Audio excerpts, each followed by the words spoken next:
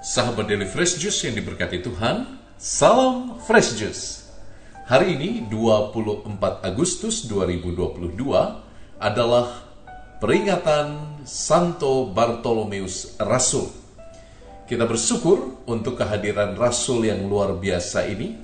Dan mari saya mengundangmu sahabat semua untuk masuk ke dalam batinmu, mengundang Roh Kudus dalam hidupmu, agar sabda Allah yang akan kau dengarkan benar-benar meresap, menguatkan, memulihkan.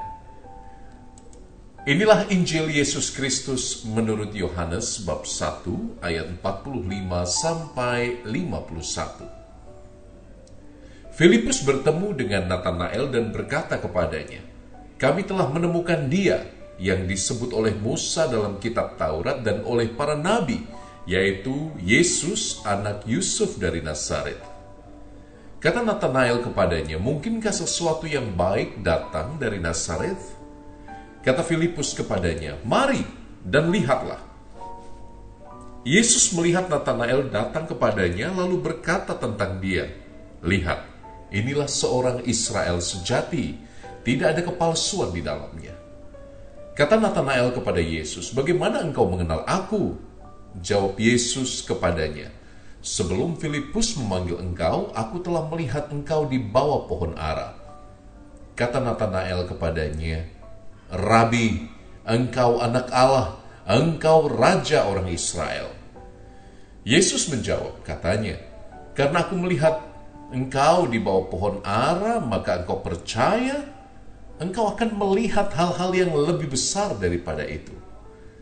Lalu kata Yesus kepadanya, "Aku berkata kepadamu, sesungguhnya engkau akan melihat langit terbuka dan malaikat-malaikat Allah turun naik kepada anak manusia." Demikianlah Injil Tuhan. Terpujilah Kristus.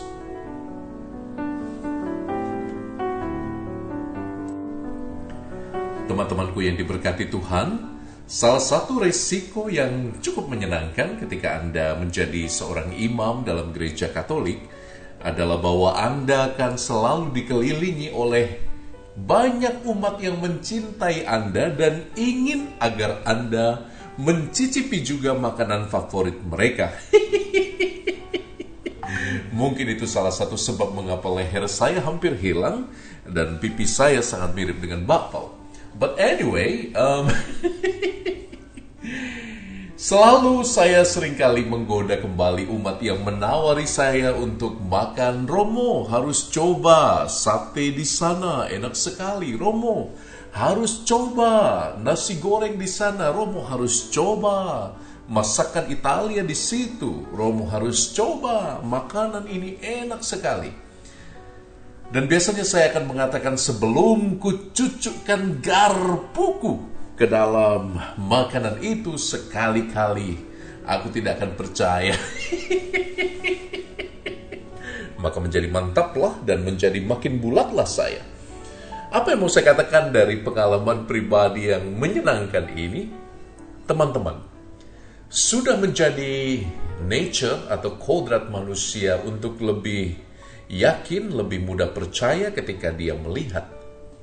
Seolah-olah indera mata kita menjadi salah satu yang utama agar kita dapat menjustifikasi sebuah kebenaran. Saya melihat dulu, baru saya percaya.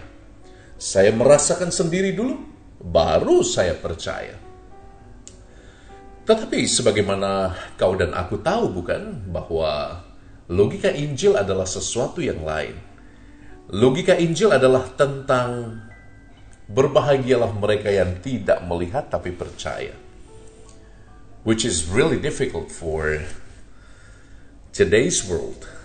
Sangat sulit untuk dunia zaman ini untuk mau percaya tanpa melihat dengan indera sendiri. Teman-temanku yang terkasih, dinamika ini engkau juga bisa rasakan ketika tadi dikatakan dalam Injil Filipus berjumpa dengan Natanael. By the way, Natanael adalah nama lain dari Bartolomeus Santo yang kita rayakan hari ini, yang menjadi murid Yesus. Filipus mengatakan, "Hei, saya sudah ketemu dengan Kristus. Saya bertemu dengan dia yang disebut dalam Musa, dalam kitab Taurat dan para nabi. Dia namanya Yesus.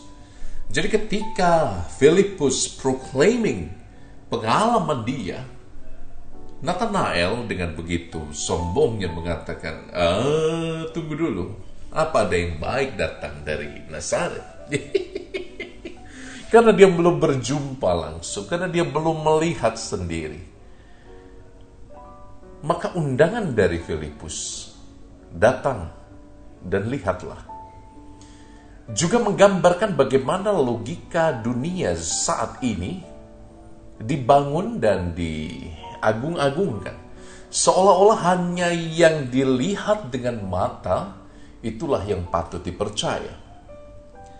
Itu sebabnya ketika Tuhan Yesus melihat Nathanael dan Tuhan Yesus mengatakan, ini orang Israel sejati, padanya tidak ada kepalsuan.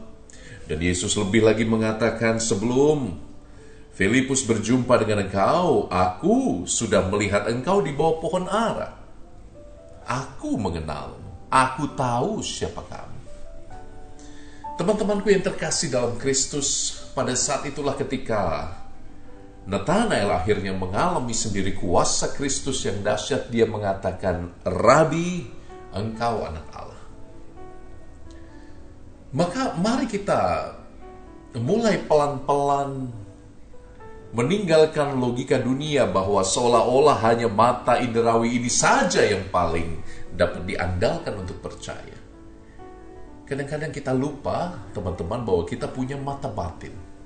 Kadang-kadang kita lupa bahwa kita punya mata di dalam jiwa kita, di dalam hati kita, yang memampukan kita melihat bagaimana Allah bekerja dengan begitu misterius dalam hidup kita.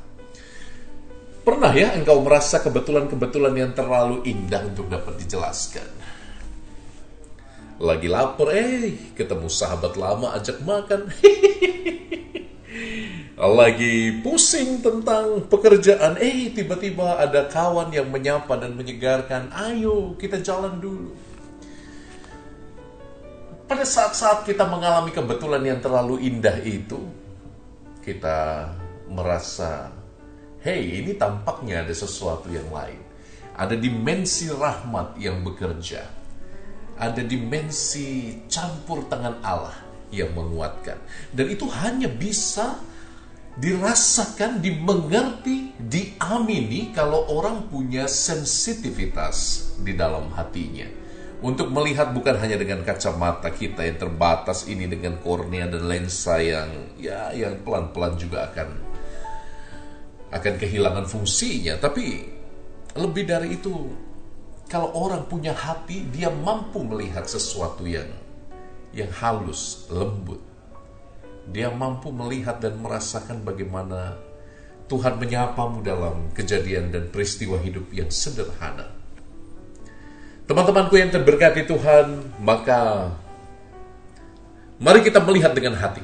Mari kita belajar dari Nathanael hari ini, alias Santo Bartolomeus. Mari kita belajar menggunakan hati kita untuk melihat. Bahkan kalau keadaan-keadaan di sekeliling kita menjadi sangat sulit, rumit. Banyak orang bergulat dengan diri sendiri, banyak orang bergulat dengan pasangan hidupnya, banyak orang bergulat dengan situasi finansialnya yang tidak baik-baik saja. Dan kadang-kadang kita tidak dapat banyak berkata-kata. Kadang-kadang Anda hanya bisa diam. Kadang-kadang Anda hanya bisa tertunduk, memejamkan mata dan berkata, Tuhan, apa yang kau mau aku perbuat bagimu? Sensitivitas semacam ini akan membuat kita melangkah secara rohani.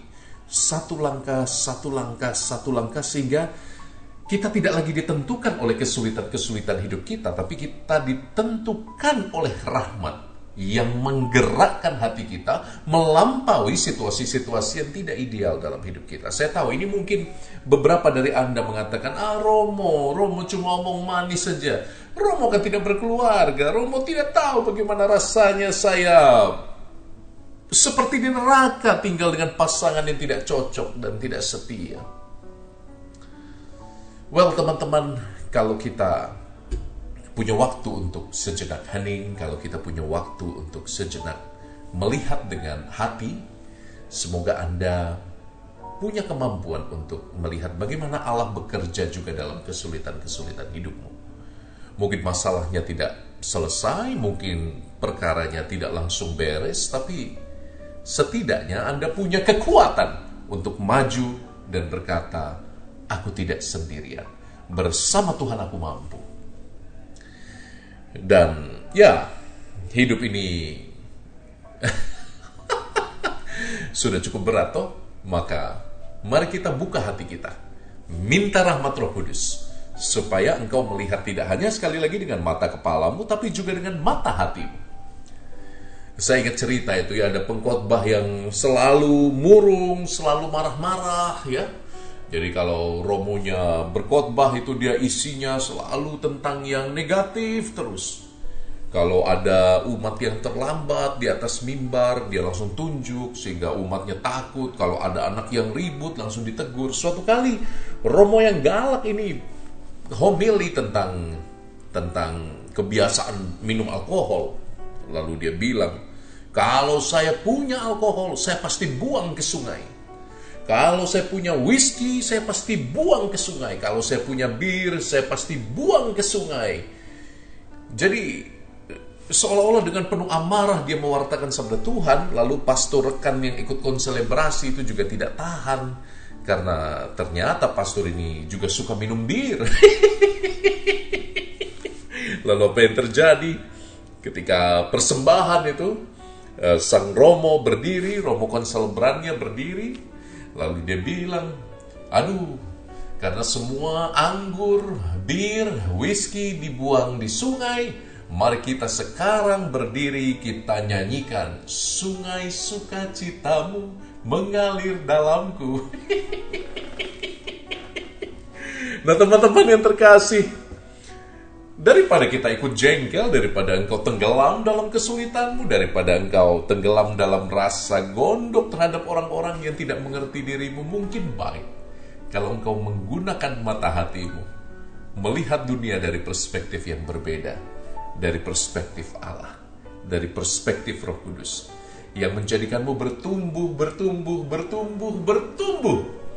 agar engkau tidak ditentukan sekali lagi oleh kesulitan hidupmu, tapi engkau ditentukan oleh imanmu.